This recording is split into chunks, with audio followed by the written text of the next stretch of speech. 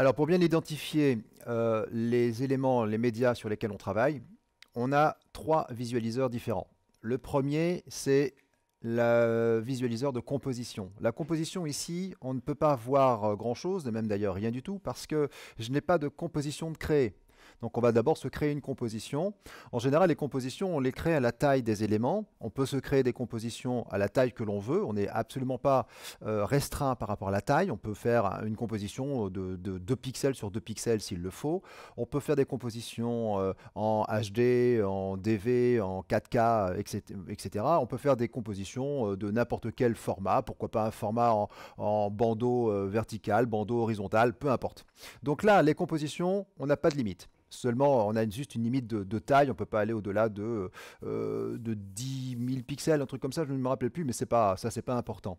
Pour créer une composition, vous avez plusieurs choix, plusieurs solutions. La première, vous pouvez faire un contrôle N pour faire une nouvelle composition, CTRL N ou pomme N, ou alors bien sûr le menu composition que j'ai ici, menu composition, nouvelle composition, c'est la même chose. Je ferai souvent le raccourci clavier CTRL N pour créer une nouvelle composition. Comme je vous l'ai dit, la composition, vous mettez la taille que vous voulez. Ça peut être une taille prédéfinie, personnalisée, ici, soit personnalisée, c'est vous qui allez chercher, d'ailleurs on va le voir tout de suite, si je mets par exemple 10 000 pixels, vous voyez, je peux même aller au-delà de 10 000. Hein, donc, en théorie, si je mettais 100 000 par exemple, on va voir peut-être la limite au maximum. Voilà, 30 000 pixels maximum. Maintenant, on le sait, hein, 30 000, il y a de la place. Moi, je ne ferai jamais de composition avec ce chiffre-là. Mais en tout cas, ici, une composition d'une taille tout à fait classique, comme par exemple du HD.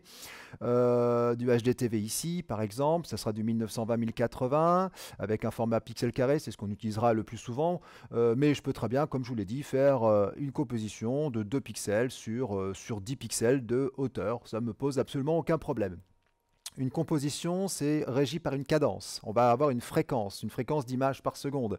Cette image par seconde, elle est ici. Je peux aller de une image par seconde, donc toutes les secondes on aura une image qui va défiler, ça va pas être très fluide, je vous l'avoue. La fréquence qu'on utilise le plus souvent, en tout cas en Europe, c'est une fréquence de 25 images secondes, c'est une fluidité que l'on connaît, c'est ce que vous avez à la télévision. Dans le cinéma on utilise plutôt une fréquence de 24 images secondes, et plutôt aux États-Unis, dans les pays qui utilisent le format NTSC, sont plutôt en 30 images secondes. Donc, nous, 25 images secondes, et en général, on va utiliser des formats de pixels plutôt carrés, donc pour avoir un pixel bien carré, et éviter d'avoir un pixel plutôt rectangulaire. C'est vrai qu'en vidéo, avant, on utilisait des pixels plutôt rectangulaires, et même très rectangulaires, pour faire un passage d'un 4/3 vers un 16:9. Un 4/3, c'est à belle lurette qu'on n'a plus ce genre de choses, mais pourquoi pas utiliser des montages pour des anciennes technologies, comme les écrans cathodiques, qui étaient eux en 4/3, pourquoi pas. On pourrait donc utiliser des pixels plutôt 4/3. En PAL par exemple, le pixel 4/3 PAL serait ici le D1 DV PAL 1,09. Nous, on va simplifier la vie, on va toujours se mettre en pixels carrés. Et puis bien sûr une composition, on a donc le format, on a la cadence, le format, donc le ratio du pixel, mais aussi il va falloir qu'on ait une durée pour faire de ce qu'on appelle une timeline que l'on verra juste après. Donc la durée c'est quoi? Eh bien c'est ici, une durée, hein, tout simplement. Vous mettez la durée que vous voulez, on peut mettre 10 secondes. Je vais ici taper mes 10 secondes 00 ici par exemple. Et avec une couleur d'arrière-plan. La couleur d'arrière-plan, en tout cas, elle n'est là que pour faire de l'aperçu, mais en théorie, elle n'existe pas. C'est-à-dire que même si vous mettez une couleur d'arrière-plan rouge, le rouge sera considéré comme de la transparence. Il ne pourra pas être sorti en export, à moins que vous choisissiez un format d'export qui va écraser la transparence. Donc là, forcément, vous aurez le rouge. Mais si vous utilisez un format d'export comme le PNG, par exemple, eh bien, vous n'aurez pas ce fameux rouge, ce sera de la transparence. Donc, il faudra faire attention, certains effets ne marcheront pas si vous ne mettez pas un réel calque noir, hein, alors que vous voyez bien du noir dans votre document, mais le noir n'existe pas si c'est une couleur d'arrière-plan. Donc je vous montrerai un petit peu plus tard. Je valide avec OK ici une composition.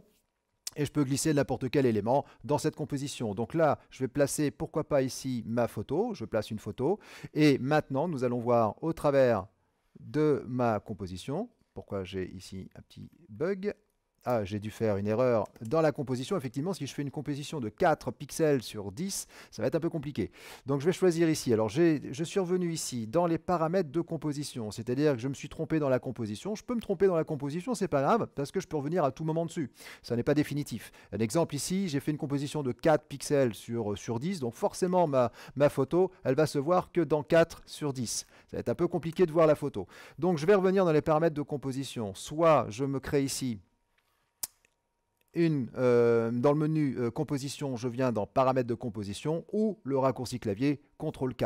Et là, je vais retrouver tout simplement ici les paramètres de composition, donc tels que je l'ai laissé tout à l'heure. Donc je voudrais prendre une composition plutôt standard en HDTV 1080-25 par exemple, et là ça va être un petit peu mieux. On va voir maintenant la surface de 1920-1080, on va voir donc la photo. Donc ici, vous avez votre visualiseur composition. C'est la tête de lecture que vous avez ici. Voyez.